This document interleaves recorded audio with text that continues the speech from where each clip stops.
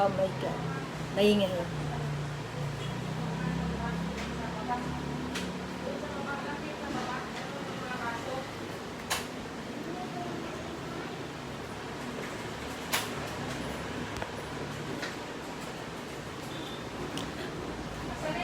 Hi guys, Chloe here.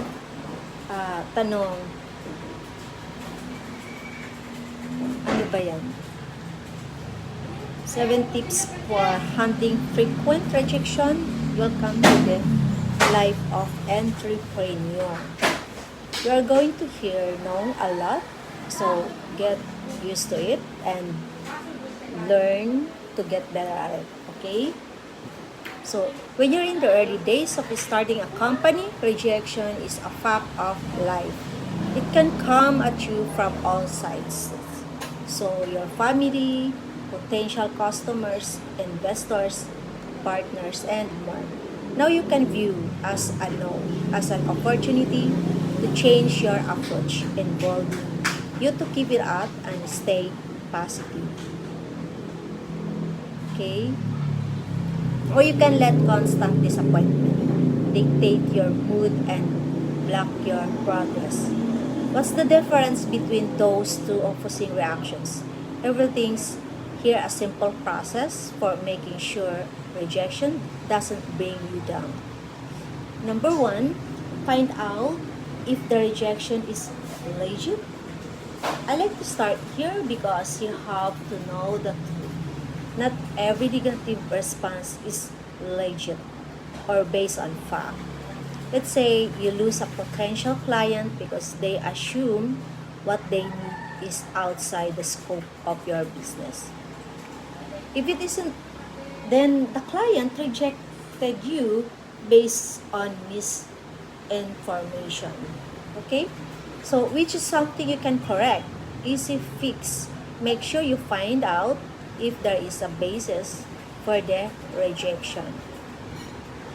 Number two, don't ignore your rejection. If the rejection was warranted, it's a good idea to think about the reason. It's okay to say to yourself, that's really is disappointing and I'm a little irritated by this response. I didn't do enough legwork or screwed up.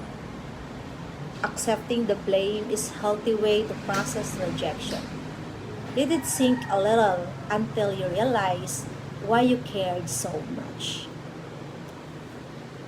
Okay, so number three, but don't dwell on it too much. I used to sulk when I received bad news, thinking that somehow wallowing in my misery would make the rejection easier to accept it. Doesn't it my job as a business owner? I've received thousands of rejection for pitches after so many years in this role. I still feel sense of disappointment when answer is no, but I don't let it ruin my day. In fact, I can honestly say I view most daily rejections as a way to improve it. Okay? So, number four, start asking questions. A lot of people, they don't want to asking questions, especially in Zoom. Okay, here's a common reaction to a negative response. So, if you don't want to ask questions, especially in Zoom, that's the sign of negative response. So, okay? So, let's say you receive an email turning you down about something important to you or important to your business. You might decide to trash the email in frustration. I've also tried the technique where I lash out at the person who rejected me. That never works. Instead, take the opportunity to ask questions. The person who rejected you has at least took time to respond. Maybe that same person will take the time to explain how you screwed up. Okay, number five, this is important thing, guys. Ask yourself what you can learn. It's really important to analyze why something was rejected in the first place. especially after you have all the facts. In most cases, I go back and reread my idea or think about whether I was even asking the right person about a topic. And I analyze whether a, the problem was more about my approach than anything. It's easy to blame, it's better to improve. Also, keep your rejection close at hand. Archive them and even reread them as a way to learn what you did wrong. Okay, naintindihan po ba lahat? So number 6, immediately look for a new answer. It's time to move immediately into action. That's the ultimate solve. The rejection becomes a springboard to taking a new improved approach.